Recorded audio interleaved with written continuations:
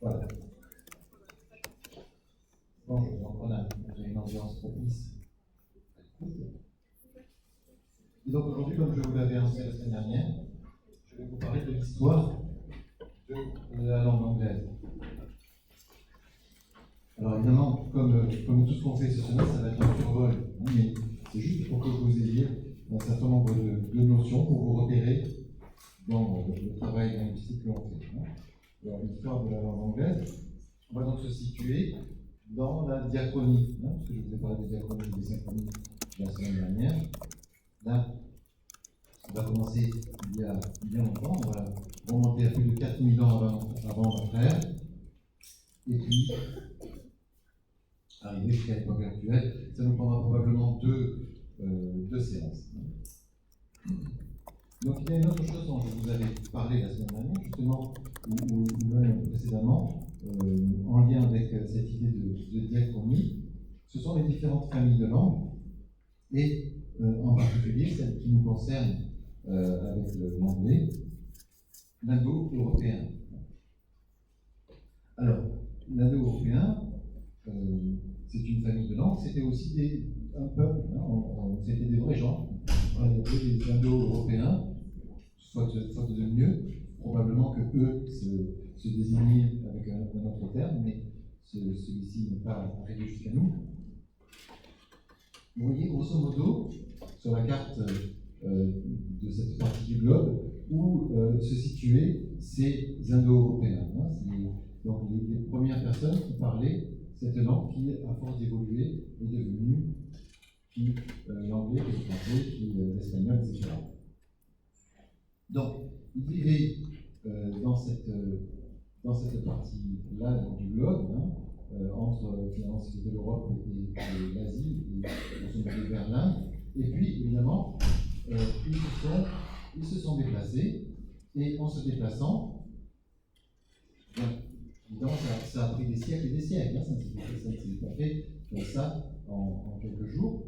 Mais vous voyez qu'ils ont migré dans différentes directions, enfin, grosso modo vers l'est et vers l'ouest, hein, mais il y en a qui sont partis vers le sud, puis d'autres qui sont remontés vers le nord. Et on voit qu'ils sont allés jusqu'en Inde, d'où l'idée que le sanskrit est une langue européenne, comme le grec, comme les langues slaves. Mais il y en a qui sont montés plus au nord, hein, qui sont allés vers les pays baltes. Il y en a qui sont allés vers ce qui est actuellement l'Allemagne et qui ont créé la branche germanique. Les Celtes, dont je vous parlais tout à l'heure, qui se sont installés justement dans les îles britanniques, ceux qui sont dans les îles britanniques, mais aussi dans ce qui est l'actuelle France, et aussi en Espagne et au Portugal. Les Latins, évidemment, qui se sont installés principalement là, mais qui ensuite ont essayé en Polynésie une grande partie de cette part du monde, etc. Donc, au fur et à mesure du temps, vous savez que les langues évoluent même lorsqu'elles ne sont pas. On n'est pas tellement confronté de nos jours à des invasions, mais merci. Mais, quoique. Mais à l'époque, hein, les gens se déplaçaient, puis il y a simplement les migrations, ce ne sont pas forcément des invasions. Les langues se côtoient, elles se mêlent, et c'est une façon pour les langues d'évoluer, hein, aussi. Il y a des empreintes qui se font, quelquefois par la force, quelquefois de gré, et ça nous donne donc cette famille indo-européenne que l'on peut représenter sous forme d'arbre. Hein. Ça donne bien l'idée d'une famille un peu comme un arbre généalogique. Alors je ne sais pas si vous arrivez à voir tout ça, mais enfin, le tronc, hein, c'est le proto-indo-européen, c'est une langue unique qui était la langue des ancêtres dans cette famille européenne, et puis les différentes branches qui se subdivisent, hein, en rameaux, etc. Donc si vous suivez par exemple ici, je vois très mal, la branche, je pense que c'est la branche germanique ici, vous arrivez à voir vous? Bon, je suis désolé, je vois trop mal, je ne sais pas où est l'anglais, mais il est vers là, je crois. Oui, c'est germanique, là. C'est marqué au-dessus de l'arbre. Ici ou là? Non, tout au-dessus, sur le nuage. Ah oui, d'accord, germanique. Oui. Et donc, l'anglais, l'anglais, il est là, hein, je ne sais pas où.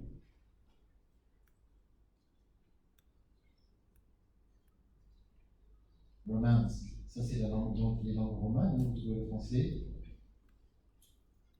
je suppose italien, espagnol, roumain, etc. Bon, voilà, une façon de représenter donc les différentes familles. Une autre façon, plus lisible en tout cas pour moi, c'est celle-là, mais on retrouve les mêmes familles, hein, le groupe germanique qui contient l'anglais, le groupe italique ou roman qui contient entre autres le français, etc. On ne vous demande pas d'apprendre ça par cœur, hein, mais c'est intéressant que vous y passiez, je pense, pour vous un petit peu de temps pour arriver à y voir un petit peu clair et voir comment les différentes langues hein, se sont formées, comment on les regroupe en termes de parenté. Alors, vous avez en Europe un certain nombre de langues qui ne sont pas indo-européennes. Alors, la première et la plus connue probablement, enfin la plus connue pour son caractère exceptionnel, c'est le basque. Le basque, on n'arrive pas trop à le relier à une autre famille de langues. En tout cas, ce qui est certain, c'est que ça n'est pas une langue indo-européenne. Donc, cette partie-là, petite partie de la France et de l'Espagne, hein, située à cheval sur la France et l'Espagne, parle cette langue qui n'est pas une langue indo-européenne. Il y a aussi le maltais, qui fait partie des langues sémitiques, mais qui se situe géographiquement sur le continent européen. Vous avez aussi le turc, qui n'appartient pas à la famille indo-européenne, qui appartient à la famille altaïque. Vous avez les langues qui appartiennent à la famille que l'on appelle finno-ougrienne, dans laquelle on retrouve le radical qui a donné naissance au mot Finlande, et celui qui a donné naissance au mot Hongrie. Donc, le hongrois, le finnois, l'estonien, le japon sont aussi des langues qui ne sont pas des langues indo-européennes.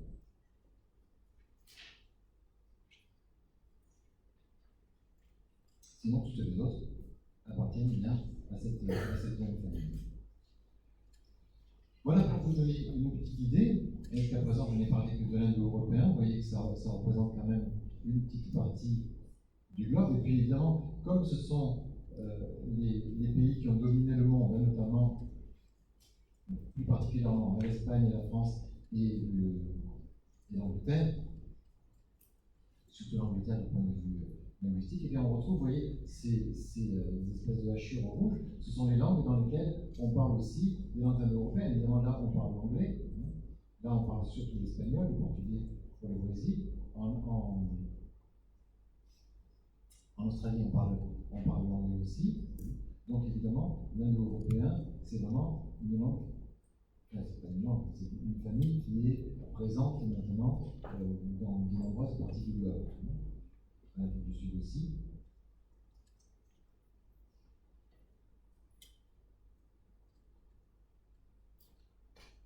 Alors là, il y a un tableau qui n'est pas inintéressant, qui montre le lien entre la population mondiale parlant une famille de langues et puis le nombre de langues correspondantes. Vous voyez que l'indo-européen est très majoritaire, hein, comme je vous l'ai dit, c'est quasiment 50% de la population mondiale qui parle des langues d'origine indo-européenne, et il y a à peu près 200 langues et dialectes hein, qui relèvent de la famille indo-européenne. Si vous comparez cela aux langues austronésiennes, vous voyez qu'elles représentent un très faible pourcentage de la population mondiale, hein, 4,5%, mais elles se subdivisent en plus de 1000 langues. Bon, vous prendrez connaissance de ce tableau. Encore une fois, on ne va pas vous interroger sur les chiffres précis, hein, mais c'est bien que vous ayez une idée, notamment concernant l'indo-européen. Bon, ça c'est un tableau que je vous avais déjà montré la semaine dernière, celui-ci est un petit peu plus peut-être plus lisible parce qu'il y a des couleurs. Hein. Voilà comment on arrive ici aux langues celtes gaéliques, hein, l'irlandais, l'écossais, le gallois, le breton. Je vous parlerai des Pictes tout à l'heure. Hein. Là, comment on arrive au français, hein, avec un cheminement assez court, et là, comment on arrive à l'anglais, hein, en passant par diverses étapes. Allez, revenons maintenant, on va se concentrer sur les îles britanniques. Pour voir que les premiers habitants connus des îles britanniques, ce sont les Celtes.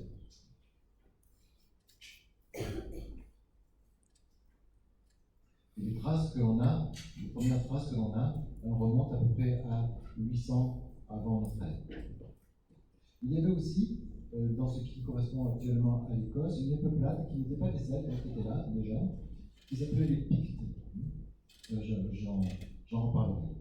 Alors, la trace qu'a laissé ce peuplement celte des îles britanniques dans la langue est quasi inexistante.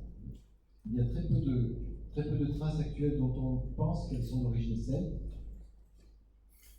et elles sont souvent assez contestées. Il n'y a pas une certitude absolue, mais par exemple, le mot crag que l'on retrouve dans craggy, hein, l'adjectif, qui renvoyait à l'idée de rocher, le mot dun, qui était une forteresse, que l'on retrouve dans certains éléments de toponymie, hein, des noms de lieux, comme Dundee, en Écosse,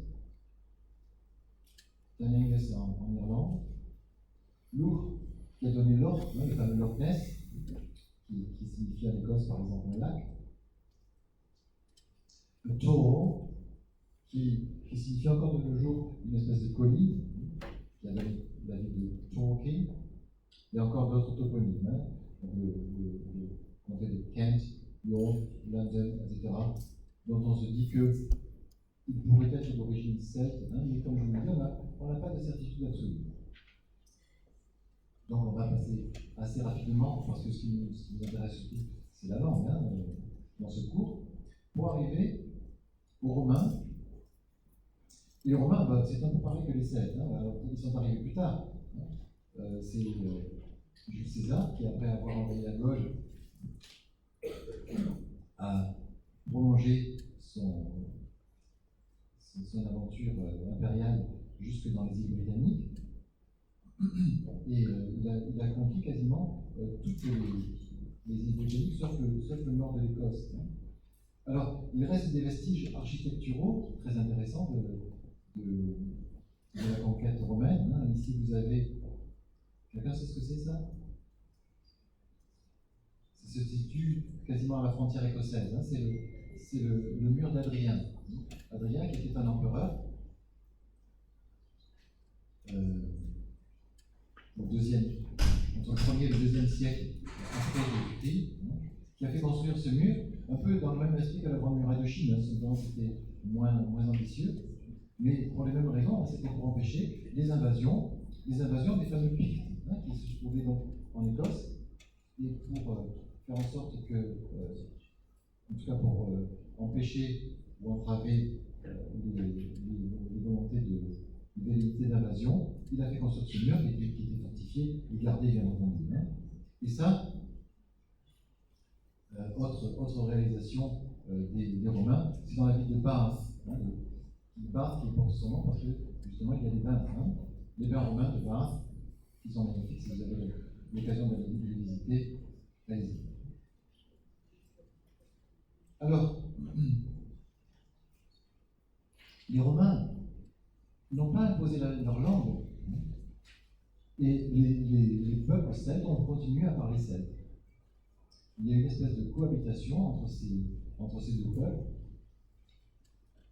un peu comme en France d'ailleurs. On a l'impression qu'il y avait une guerre et une résistance de la part des Gaulois. En fait, les Gaulois ont plutôt été assimilés, hein, et d'ailleurs on parle ensuite de Gallo-Romains, hein, mais il n'y a pas eu de celto-romain là-haut. Hein, les Celtes sont restés celtes. Et là encore, du point de vue linguistique, il a fallu une grosse influence. Alors il y a on retrouve quelques mots d'origine latine. Alors, on trouve beaucoup de mots d'origine latine en anglais, hein, mais ce sont des mots qui ont été intégrés bien plus tard. Hein, on ne les voit pas à l'invasion des Romains. Donc, il y a quelques mots comme ça. Winu, hein, dont on pense qu'il a donné wine. Botirum qui a donné pata, etc. Donc, vous les lirez. Essayez d'en retenir quelques-uns qui vous parlent. Hein. Mais c'est surtout, hein, ce qu'il faut se rappeler, c'est que du point de vue linguistique, la conquête romaine n'a pas été n'a pas beaucoup impacté la langue que parlent actuellement les anglophones. Les Romains sont quand même restés 5 siècles, et finalement, ils se sont retirés et ont laissé donc les îles aux Celtes qui étaient là avant eux et qui ont retrouvé leur pays entre eux. Enfin, le pays. C'était pas un pays, hein, c'était un territoire.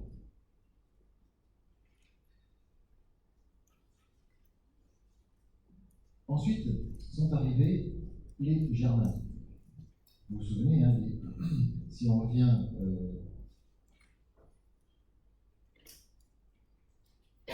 à cette image-là, hein, au départ c'était des Indo-Européens, hein, puis en arrivant comme ça, il y a d'abord eu les Celtes qui se sont installés là, ensuite les Romains qui étaient ici, qui sont allés, et puis donc les Germains qui ont envahi à leur tour les îles.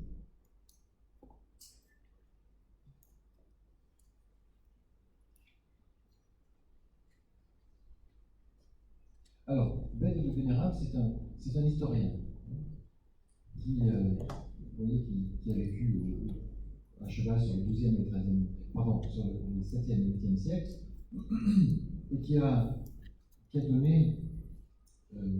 fait un récit des conquêtes. Hein. Voici une toute petite partie de son récit. Aux alentours de 450, le chef celte Vortigern aurait proposé aux Jutes, alors je parle des Jutes tout à l'heure, hein, qui donnent leur nom, qui sont des frères, de s'établir sur la côte. Et donc il y avait une volonté d'invasion de la part des Jutes. Hein, donc, on en parlera plus tard. Pour repousser les attaques des Pictes. C'était encore eux, hein, c'est toujours les Pictes. Donc ces hordes de Germains ont d'abord combattu les Pictes, et puis ensuite ils se sont retournés contre les Celtes pour envahir ce qui est maintenant la Grande-Bretagne. Hein. Donc il y a trois grandes tribus d'envahisseurs, les Jutes, les Angles et les Saxons. Et c'est le véritable commencement de l'histoire de la langue anglaise, hein, parce qu'eux ont laissé des traces importantes dans l'anglais actuel.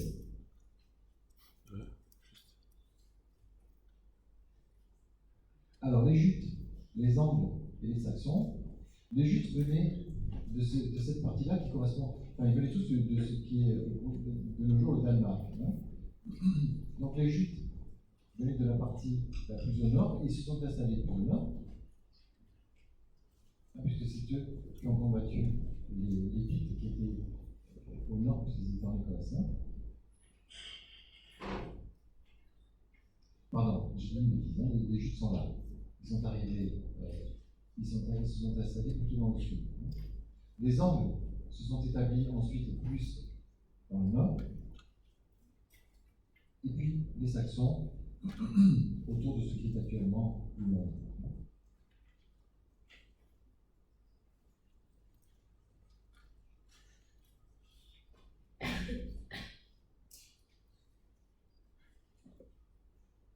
Voilà, vous connaissez l'Écosse, donc avec les Pictes qui sont toujours là, et puis l'Irlande qui n'est pas touchée par ces phénomènes. Hein, le Pays de Galles non plus d'ailleurs, il reste seul.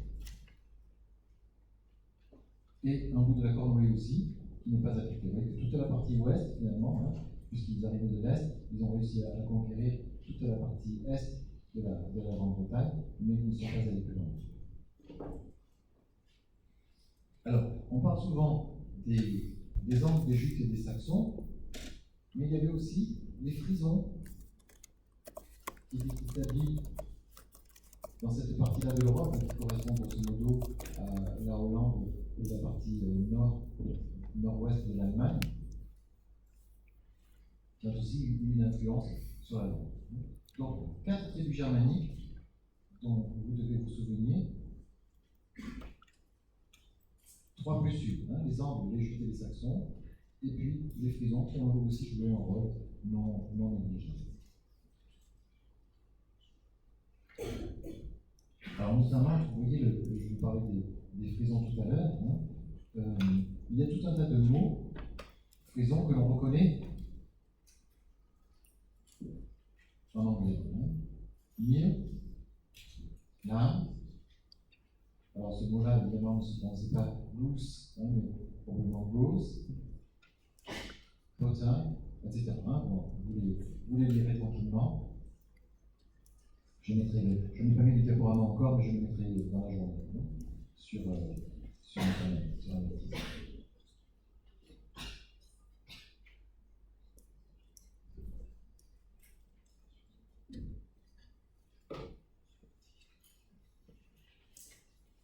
Donc, on est dans la période du vieil anglais, qui a duré quelques siècles, puisque le vieil anglais a commencé au 5e siècle, et s'est terminé au 11e siècle. Et là, il y avait un certain nombre de royaumes anglo-saxons, dans toute cette partie-là qui était envahie par ces peuplades germaniques. Et vous voyez donc les 7 royaumes que vous retrouvez ici. Un très grand au nord, Northumbria. Ça existe toujours, le Northumbria, évidemment, c'est plus petit. Mercia, Anglia, Essex, ce sont des comtés qui existent encore, dont les contours ont été redessinés, mais ces comtés-là existent encore. Heptarchie, donc une monarchie, mais avec 7 royaumes, d'où ce nom. Alors, au titre des legs de la langue des anglo-saxons à la langue anglaise, vous avez d'abord le mot England. England, qui vient de Angla Land, c'est-à-dire la terre des Angles, une des 4 tribus qui avaient envahi les îles britanniques, c'est elle qui a donné son nom à l'Angleterre. Et la langue, évidemment, English, qui a été adopté au 7e siècle. Alors, c'est souvent dans la toponymie, c'est-à-dire dans les noms de lieux, que l'on retrouve des traces très anciennes. Par exemple, le suffixe ing, ça renvoie en anglo-saxon aux habitants de, ou aux personnes originaires de. Et on le retrouve dans les noms de villes, Worthing, Reading, Hastings. Vous avez le suffixe town, qui signifiait village, que l'on retrouve dans Taunton, Burton, Luton, les fameux aéroports au nord de Londres, où vous avez peut-être voyagé. Ford, qui renvoie à l'idée de gué, passage peu profond dans une rivière. Ashford, Bradford, Watford, et tout plein. Il y a un tas de noms en Angleterre qui se terminent par Ford. Et Ham aussi, si vous regardez une carte, le nombre de villes ou de villages qui se terminent par Ham, Nottingham, Birmingham, Grantham, etc.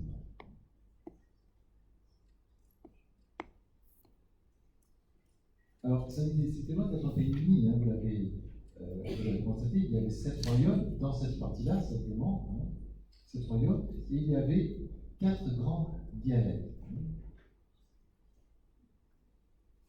Il y avait au nord, qui correspondant au comté de Northumbria, au royaume de Northumbria. Cette grande partie au sud, Mercia. Ensuite, vous avez ici, dans ce qui correspond, grosso modo, mais c'est beaucoup plus grand maintenant, au comté de Kent, Kentish. Et puis, le West Saxon, qui est délimité comme ceci au nord-ouest.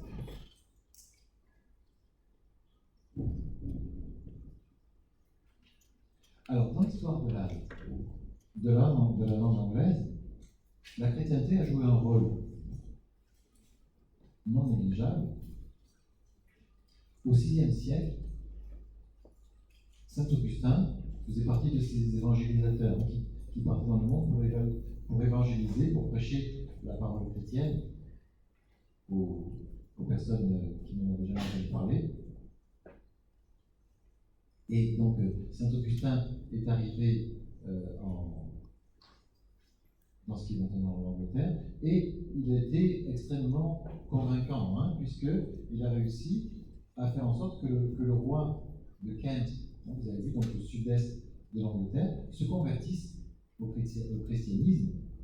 Évidemment, ça a joué un rôle important, parce que ça a permis l'implantation de nombreux monastères, donc la foi chrétienne s'est diffusée.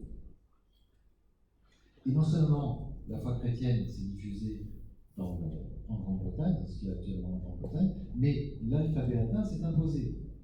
Parce que jusqu'alors, lorsqu'on écrivait, c'était comme ceci, avec ce qu'on appelle des runes. Les runes, on les reconnaît parce qu'elles sont faites de traits assez droits et d'angles brisés comme ça. Vous voyez qu'il n'y a pas d'arrondi, pas de courbe dans les runes. Alors, les runes, c'était une façon d'écrire des syllabes. Vous aviez, donc on était déjà dans une écriture phonétique, et chaque élément correspondait à un son, et on faisait des mots à partir de cela.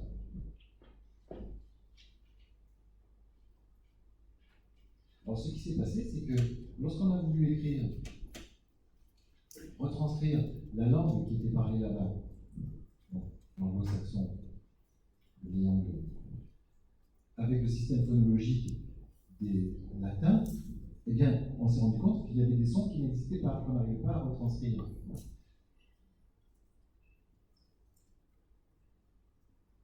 Donc, on a utilisé ce signe-là.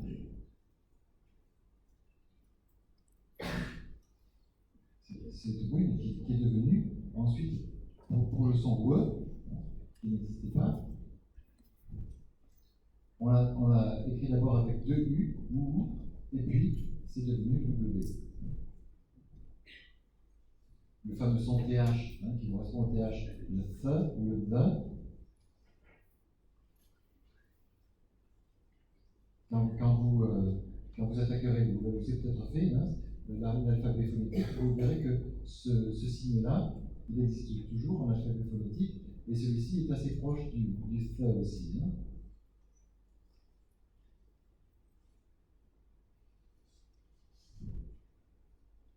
Et puis le A, on a rajouté ce AE qui n'existait pas à l'origine.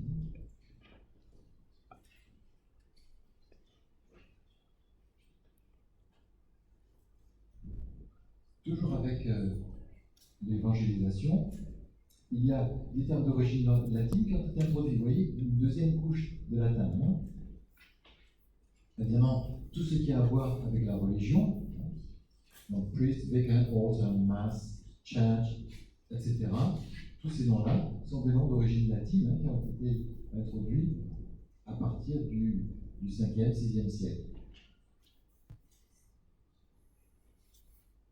Mais aussi qui concernent la vie domestique. Fork, spade, chest, spider, screw, tower, etc. Donc des choses très diverses. Et puis, une chose importante, qui vient aussi de l'indo-européen, ce sont les déclinaisons. Pour ceux d'entre vous qui ont fait du latin, ou d'autres langues indo-européennes, l'allemand, le russe, vous savez qu'il existe des déclinaisons avec des cas. Donc le vieil anglais comportait 4 cas. Le nominatif, l'accusatif, le génitif et le datif. De tous ces cas, il y en a un qu'on utilise en grammaire anglaise, c'est le génitif, pour envoyer lieu de possession.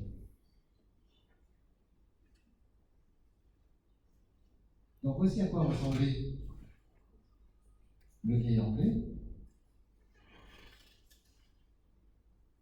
vous voyez que si on voulait dire The Strong Prince, eh bien, s'il était sujet dans la phrase, on le disait d'une certaine façon, au singulier, et d'une autre façon au pluriel. Vous voyez, on retrouve le même radical, hein, Troom et Ethling. Mais ensuite, vous avez donc ces termes-là qui changent. Hein. Ça, c'est le déterminant. Mais vous voyez que le mot lui-même se transforme. Donc là, lorsqu'il est sujet, là, c'est lorsqu'il est objet. Ici, donc, génitif. Et puis, l'actif, celui qui reçoit, hein, en gros, le complément d'objet indirect. Pardon. Donc, le vieil anglais était une langue flexionnelle, hein, c'est-à-dire où les mots, dans les mots subissaient une flexion en fonction de leur, du cas auquel ils appartiennent, hein, c'est-à-dire en fonction justement de leur fonction dans la phrase.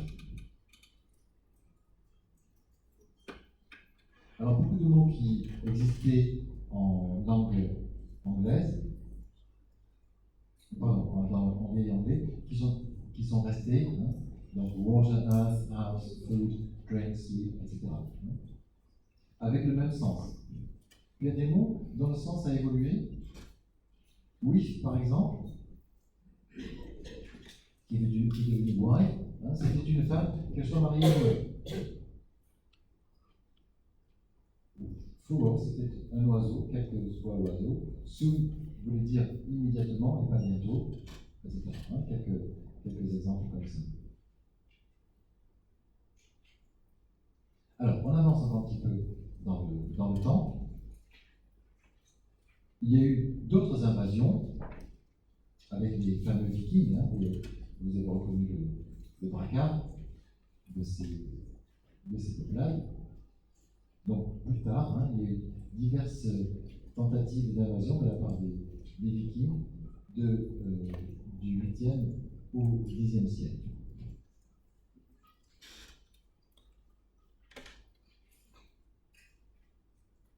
Alors, cela a abouti à une domination scandinave dans les îles britanniques, enfin, en Grande-Bretagne, et surtout dans ce qui est l'actuelle Angleterre, hein, qu'on a appelé le Danelaw, c'est-à-dire la loi danoise. Hein, c'était comment les appelait, les Danois. Donc, en quelques étapes, hein, 786 sont les premiers débarquements de Vikings,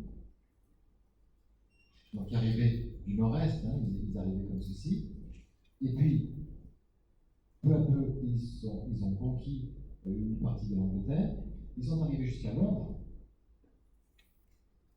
en 850, et quelques années plus tard, lors de la bataille d'Eddington, Alfred le Grand a repris Londres après la bataille d'Eddington. Hein, la bataille d'Eddington a marqué le sursaut des Anglo-Saxons sur les Danois, et donc ils ont reflué. Hein. Ils ont reflué, mais là encore, hein, ils ne sont pas tous repartis dans leur pays, ils sont restés. Et puis il y a eu une cohabitation, ce qui fait que, évidemment, des mots de la langue danoise sont restés dans la langue des Anglo-Saxons. Hein. Il y a eu encore un mélange qui aboutit à cela. Et on s'est retrouvé avec des dialectes, hein, ce qu'on appelle le vieux norrois. Le norrois, hein, c'était la langue des Danois. Si vous comparez le dialecte vieux norrois et le dialecte du vieil anglais, vous voyez qu'il y a énormément de points communs. C'est quasiment la même langue. Vous voyez qu'il y a beaucoup plus de points communs entre le vieux norrois et le vieil anglais, qui coexistaient à la même époque, qu'entre le vieil anglais et l'anglais moderne. Hein. Bon, Will, on le reconnaît, mais pour la plupart des autres mots, c'est beaucoup moins évident.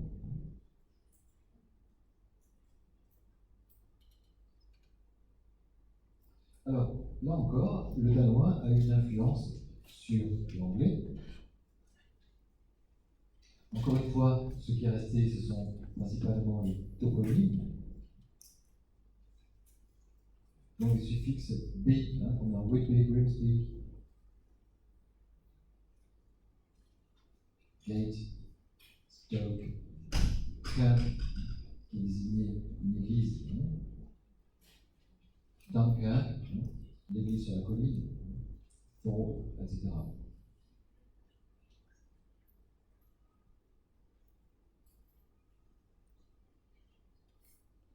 Le suffixe son, qui veut dire fils, fils de, Johnson, c'est le fils de John, qui s'est implanté de façon très très fréquente dans les noms de famille encore maintenant en Angleterre. Et voilà, tous ces mots-là, alors je ne vais pas vous les lire, vous les lirez tranquillement. Essayez d'en retenir quelques-uns. Si vous arrivez à tous les retenir, c'est parfait. Mais si vous êtes capable, lors d'une question, d'en citer quelques-uns, c'est très bien. Ça vous permet ça vous donne des points d'accroche pour fixer un petit peu les choses.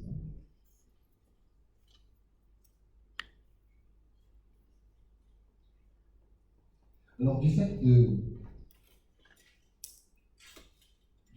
l'influence danoise sur le vieil anglais, eh bien, on se retrouve avec des mots qui viennent de deux parties différentes, de deux parties géographiques différentes, et qui ont grosso modo le même sens, mais pas tout à fait. Vous avez wish et want, par exemple.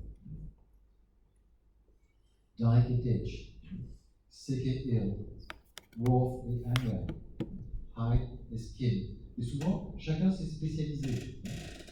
Hide, c'est la peau d'un animal, skin, c'est la peau d'un être humain. Wrath et anger, grosso modo, c'est la même différence qu'il y a en français entre ire et colère. Vous connaissez peut-être le roman de John Steinbeck, The Grapes of Wrath, le raisin de la colère. Mais sick et ill n'ont pas exactement le même sens, mais ils sont très proches. Très souvent, on dit l'un pour l'autre. Un apport important aussi du danois dans la langue anglaise, ce sont les pronoms. They, them, theirs, qui viennent directement de ce qui est maintenant le Danemark. Et puis, je vous avais dit que en anglo-saxon, on utilisait les déclinaisons avec 4 cas. Eh bien, le système des déclinaisons a reculé un petit peu parce que les Danois ont apporté les prépositions. Et les prépositions, ce sont des marqueurs qui permettent d'indiquer quelles sont les relations entre les mots, entre eux. Et du coup, on n'a plus besoin de marquer cette relation au niveau du mot.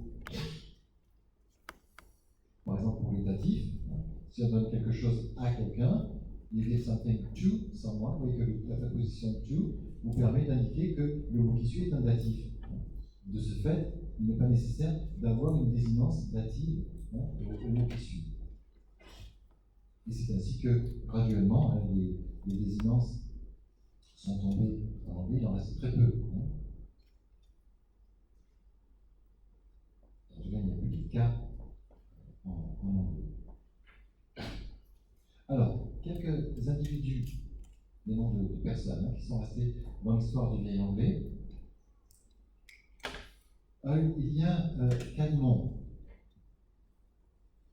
qui est le plus ancien poète connu, qui a vécu au XVIIe siècle, pardon, au VIIe siècle, et qui était apparemment un serviteur illettré. C'était pas quelqu'un qui avait appris la langue, il ne savait ni lire ni écrire, mais il disait des poèmes, on appelait ça des poèmes allitératifs, c'est-à-dire que la rime ne se faisait pas juste à la fin, mais il y avait des sons qui revenaient tout au long des vers, qui étaient repris d'un vers sur l'autre. Et il est resté un très court texte, je crois qu'il fait 6 vers, qui est l'hymne de Calmont, Calmont's Hymn, qui a été composé, on n'a pas des dates très précises, très exactes, entre 658 et 680. Et je vous ai parlé tout à l'heure de Bède le Vénérable, qui était donc cet historien qui avait retracé la conquête des peuplades germaniques. Eh bien, Bède le Vénérable cite Calvin.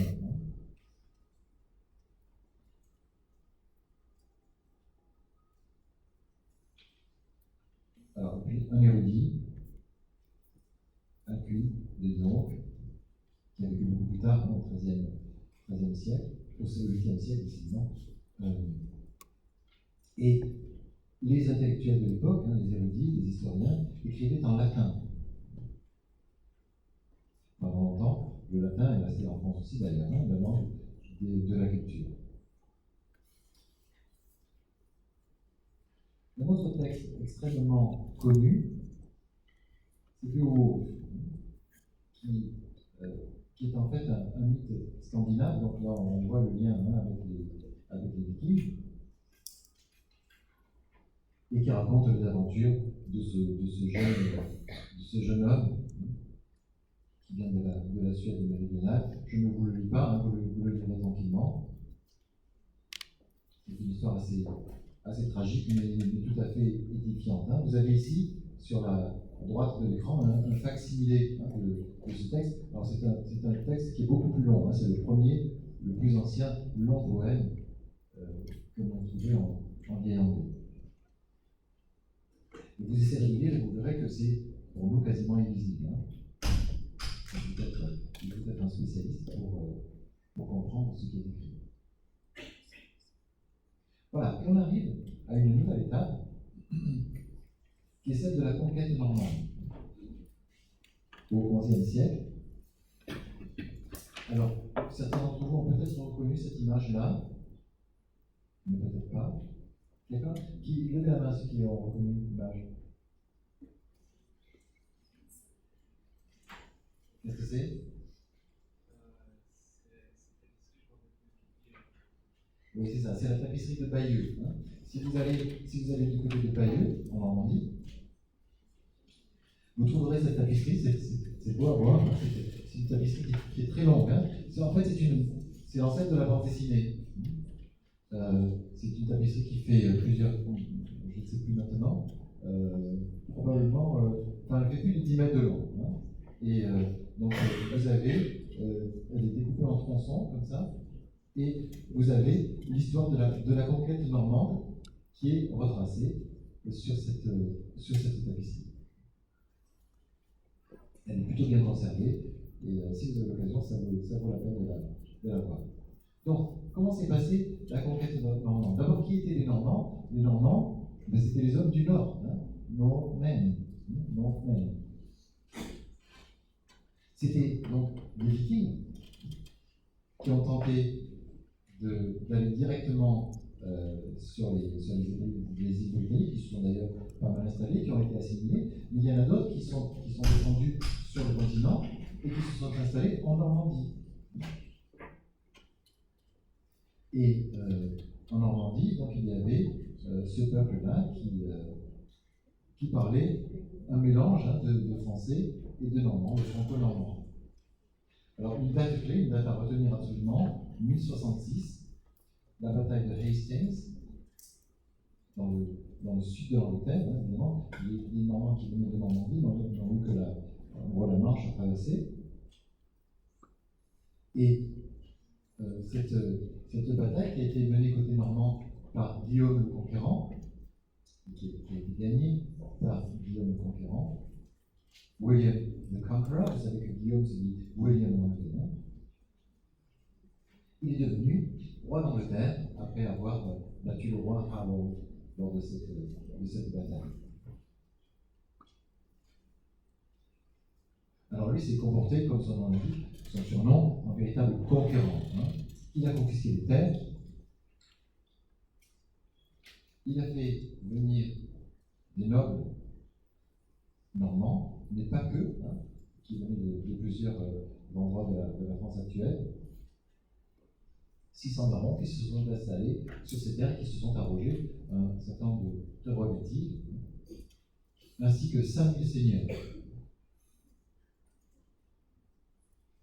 auxquels se sont ajoutés environ 65 000 immigrants venus de France.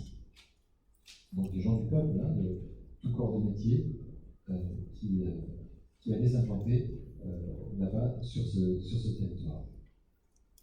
Donc voilà, vous voyez où se situe Hastings, ici, hein, tout à fait au sud de l'Angleterre. C'est là qu'a eu lieu cette fameuse bataille. Et de là, donc, eh bien, le roi William Ier a fait installer ses hommes sur toute cette partie du territoire. Alors, du point de vue linguistique, là, ça a eu un impact extrêmement important, puisque à la cour, on parlait la langue de Guillaume, le conquérant, c'est-à-dire le franco-normand.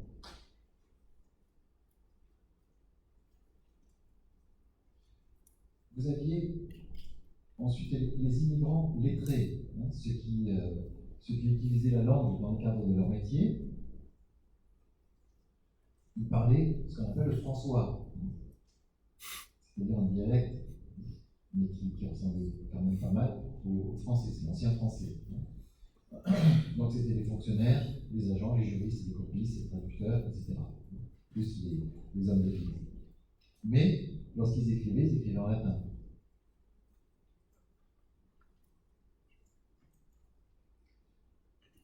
Les roturiers, hein, c'est grosso modo les bourgeois. Enfin, oui, ceux qui avaient une situation, hein, mais qui n'étaient pas aristocrates. Il y avait marins, soldats, manœuvres qui n'étaient pas des bourgeois. Eux parlaient leur dialecte. Donc il y avait une grande diversité selon leur provenance. Ils parlaient soit normand, soit picard, soit wallon, lorrain, etc. Et puis, il y avait le peuple qui était là avant l'invasion, hein, et qui parlait des variétés d'anglo-saxons, hein, dont je vous ai parlé tout à l'heure, le Northumbrian, le Kentish, l'Anglian. Ça fait quand même un sacré mélange. Hein. On n'était pas du tout au temps de l'unité linguistique. Une des conséquences de cela, c'est que graduellement, la langue du peuple s'est enrichie de mots français. Et c'est le début du moyen anglais. Donc jusqu'à présent, pour que vous ayez des repères, je pense que c'est important, il y avait le vieil anglais, qui a commencé donc avec les conquêtes germaniques, les invasions germaniques, hein, principalement les Angles, les Juifs et les Saxons. Et le vieil anglais, donc, grosso modo, a été la langue parlée, mais c'était des dialectes différents, hein, mais on pouvait les regrouper sous l'étiquette vieil anglais, hein, grosso modo de l'an 500 jusqu'en 1100. Hein, mais 1066, c'est la date charnière, hein, l'invasion des Normands, et quelques années plus tard, ça a été le début du moyen anglais, hein, que l'on date grosso modo de 1100 à 1500.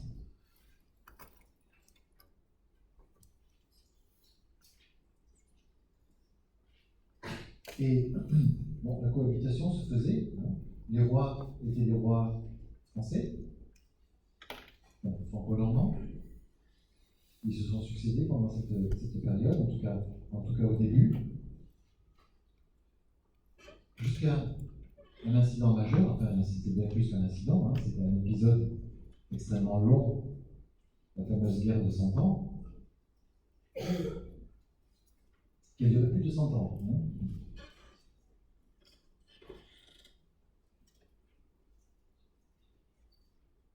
Qui a commencé par le fait que Édouard III d'Angleterre s'est déclaré héritier légitime du trône de France.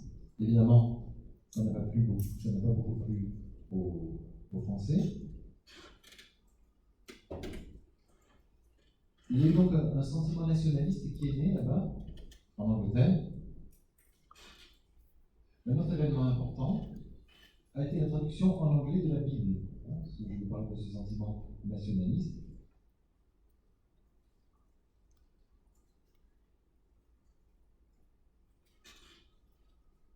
Et puis, en 1399, c'est-à-dire 15 ans plus tard, eh bien, le premier roi anglophone a accédé au trône en Angleterre. Je vous rappelle que jusque-là, les rois étaient des rois francophones. Hein. À la cour, on parlait le franco-normand.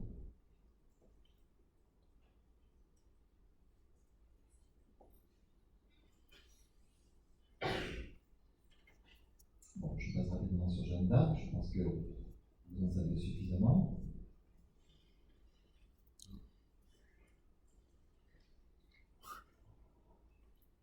En 1453 a lieu la bataille de Castillon, qui montre le soulèvement des nationalistes anglais hein, contre les franco-normands. Donc, comme je vous l'ai dit, c'est l'apogée de ce sentiment nationaliste, et de ce fait, le français a commencé à reculer en Angleterre, il n'a pas cessé d'ailleurs. Hein. Et évidemment, c'est de cette période que date cette rivalité, cette relation d'amour-haine entre les Français et les Britanniques. Cela dit, du point de vue linguistique, l'influence franco-normande a été extrêmement importante sur l'anglais. On compte plus de 10 000 mots qui sont restés actuellement et qui datent de cette époque. Notamment des mots qui faisaient référence à des notions abstraites.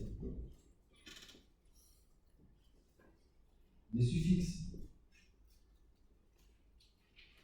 que l'on trouve en français, hein, le suffixe age, ans, en, ment, it en français, été en anglais, sion, chen en anglais maintenant.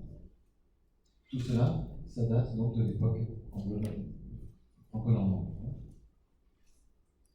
Les préfixes avec le préfixe con, quand, le préfixe privatif de, ex, trans, pre, etc. Tout ce qui a trait à l'aristocratie, à la couronne, à la hiérarchie et à la noblesse, hein, crown, castle, prince, count, duke, etc. Ce sont des mots transparents pour les Français. Hein. Couronne, château, prince, comte, etc. Cela dit, il est quand même resté, vous voyez, king ne vient pas du franco-normand. Hein. Pas plus que queen, pas plus que un, ni knight, un chevalier, ni encore lady ou lord. Donc, vous voyez, la résistance se manifeste aussi à ce niveau-là. Hein. Certains mots ont été empruntés aux Français, mais d'autres sont restés tels quels. Voilà, je vois qu'on avance. Bon, on a pas mal avancé de toute façon, hein, on n'a pas terminé, mais je savais qu'on passerait plus d'une séance là-dessus. Donc, la période plus récente, la semaine prochaine. Bonne semaine à vous.